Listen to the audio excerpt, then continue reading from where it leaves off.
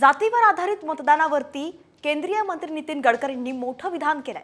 आरोग्याच्या उपचारासाठी आपण डॉक्टरची जात पाहत नाही, चांगल्या डॉक्टरकडे जातो। जिभेचे चोचले पुरवण्यासाठी आपण हॉटेल मालकाची जात पाहत नाही, तर चांगल्या हॉटेलमध्ये जातो।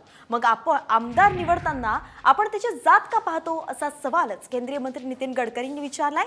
ते उमरेडचे भाजप उमेदवार सुधीर पारवे यांच्या प्रचार सभेत बोलत होते। यावेळी त्यांनी आमदार निवडताना जात पात पाहू नका, असं आवाहनच मतदारांना केलंय।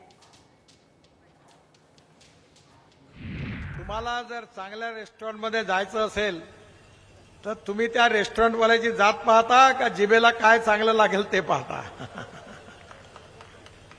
जिथं चांगलं असेल तिथंच जाऊन धसता। तुम्हाला हार्टचं ऑपरेशन करायचं असेल तर तुम्ही नाही म्हणत आपला जातवाला याच्याकडे करून घ्या, तेव्हा तुम्हाला चांगला डॉक्टर पाहिजे। मग निवडणुकीमध्ये असं काऊन करता?